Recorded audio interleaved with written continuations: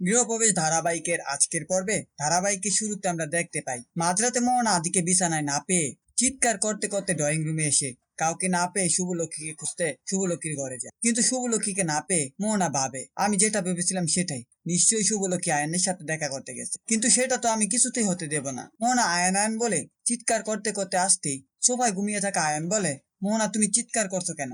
আমি তো এখানেই ঘুমিয়ে আছি। মোহনা বলে, তাহলে শুভলক্ষী কোথায়? ও কেন ওর ঘরে নেই? তোমরা নিশ্চয়ই লুকিয়ে দেখা করছো। আয়ন বলে, শুভলক্ষী কোথায়? মোহনার এমন চিৎকার চেঁচামেচি শুনে বাড়ির সবার ঘুম ভেঙে যায়। সবাই ড্রয়িং রুমে এসে মোহনাকে বলে, এই মাঝরাতে তুমি চিৎকার করছো কেন?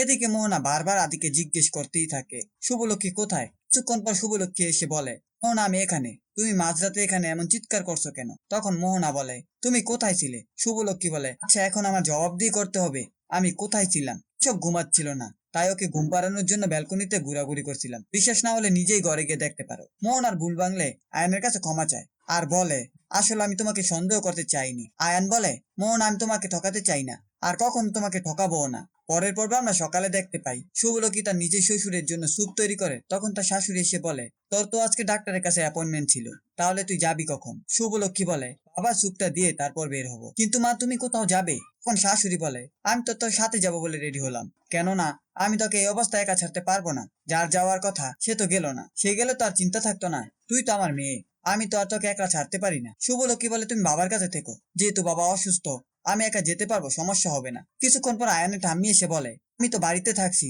আমি পুলককে দেখে রাখতে পারবো। বড় বৌমা ছাড়া কে যাবে তোর সাথে? কে এভাবে একা ছাড়া যাবে না, বড় বৌমা যাক তোর সাথে। শুভলক্ষী আর তার শাশুড়ি মিলে বের হয়। তখন মোহনা এসে বলে, আপনারা কার পারমিশন নিয়ে বাড়ি থেকে বের হচ্ছে? আপনারা সবাই বাড়ি থেকে গেলে বাড়ির সমস্ত কাজ করবে কে? তখন শুভ শাশুড়ি বলে, তুমি হয়তো ভুলে যাচ্ছ, এখন আমরা এই বাড়ির মালিক। তুমি কি নিজেকে বাড়ির মালিক মনে করছো? কিছুক্ষণ পর আয়ান আসতেই মোহনা আয়ানকে বলে, আমি তোমার সাথে যাব, এত বড় একটা খুশির খবর আসতে চলেছে, তাই সেটা আমি নিজের চোখে দেখতে চাই। আয়ান বলে, তুমি সবার সামনে এগুলো কেন বলছো? আর তুমি ওখানে গেলে সমস্যা হতে পারে, তাই আমি গিয়ে ডিভোর্সের পেপারটা রেডি করে নিয়ে আসি। এদিকে শুভলক্ষী ডাক্তারের কাছে যাওয়ার জন্য বেরিয়ে যায়। আয়ান আর শুভলক্ষীর পরপর বেরিয়ে যায় ডিভোর্সের পেপারের জন্য। পরে আমাদের শুভলক্ষীকে হসপিটালে দেখানো হয়। হসপিটালে শুভলক্ষী ডাক্তারের সাথে কথা বলে। তখন আয়ান আসতে শুভ বলে, এখানে না আসলেই পারতি, তো হয়তো একজন ভুলে যাচ্ছে হাজবেন্ড কথাটার অর্থ।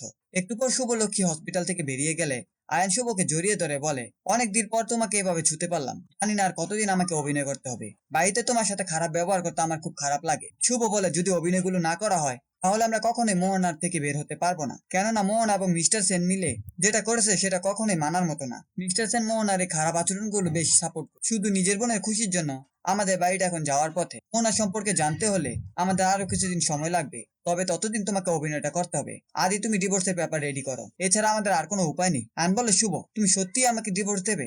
আগামী পর্বে আমরা দেখতে পাবো। শুভলক্ষী মোহনার মাকে বলে, আপনার মেয়ে যে কিনা বিবাহিত, একটা সন্তানও আছে, তার প্রতি কিভাবে এত ইনোসেন্ট হন? আমার তো মনে হচ্ছে আপনার মেয়ে মানসিক সমস্যা আছে।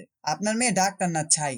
এখন মনে হচ্ছে মিস্টার সেন এখনো ডাক্তারের ডিগ্রি কিনে রেখেছে। ওনার মা বলে, আমার মেয়ে সম্পর্কে কি জানো? 6 বছর আগের কথা, ওগুলো জানলে এভাবে বলতে না। ছিল গৃহপ্রবেশ ধারাবাহিকের আজকের আপডেট। ভিডিওটি ভালো লাগলে চ্যানেলটিকে সাবস্ক্রাইব করে পাশে থাকা বেল আইকনটি অন করে দিন।